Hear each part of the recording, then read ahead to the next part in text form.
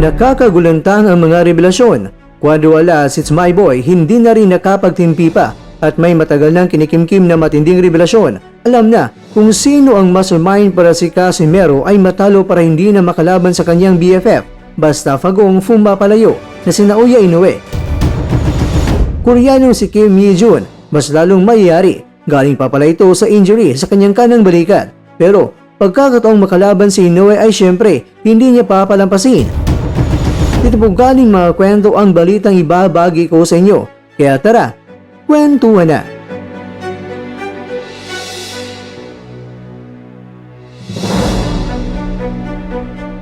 Isang paraan lang para makalaban ni Casimero ang kanyang matagal nang inaasam-asam na kalaban at yan ay walang iba kundi itong si Naoya Inoue.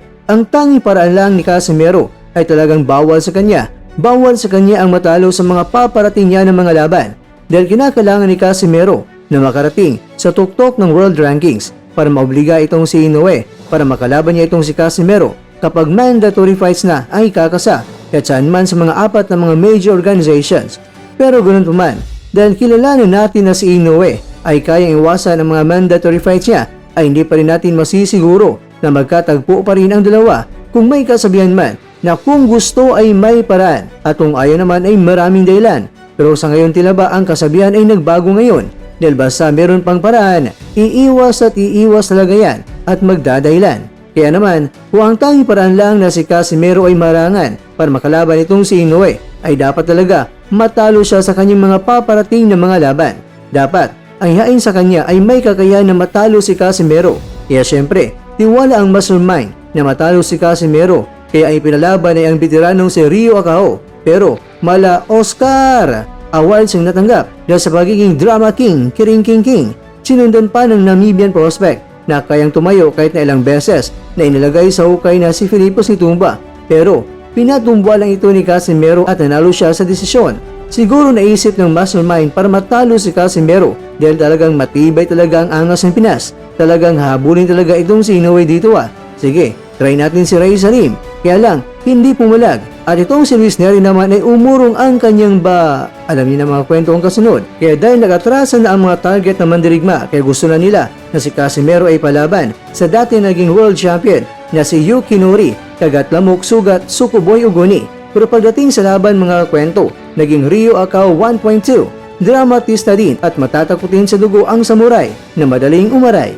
Kaya dito na, napaisip ng malalim ang mastermind kung sino talaga ang ipapalaban kay Casimero hanggang dumating sa punto na siguro napag-isip-isip na kung si Casimero at Inoue ay magkasagupa, impak-impak na salapi ang makukuha. Kaya naman dapat makahabol si Casimero sa ranking kay namon si Sam Goodman pero naging bad dahil umatras itong si Goodman.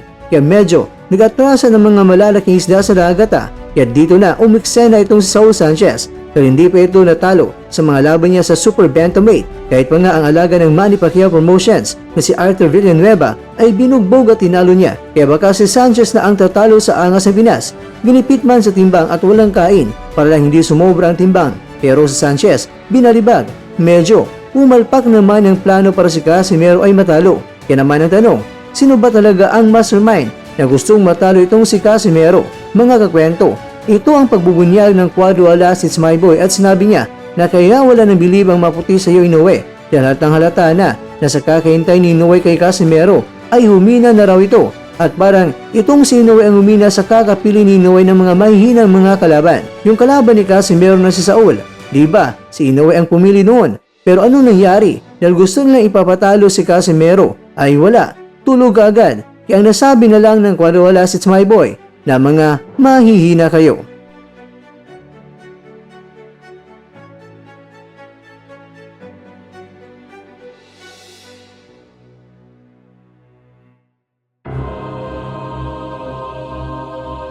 Mga kakwento, ayon sa Yahoo News Japan na balita, galing pa pala itong si Kim Ye-jun sa right shoulder injury. Nako, mas lalo talaga siyang mayayari ni Inoue. Pero ayon sa kanya ay okay na.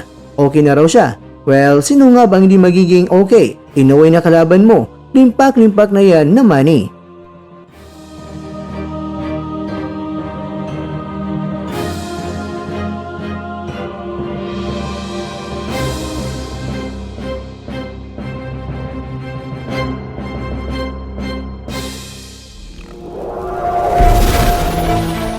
At diyan nagtatapos ang ating kwento.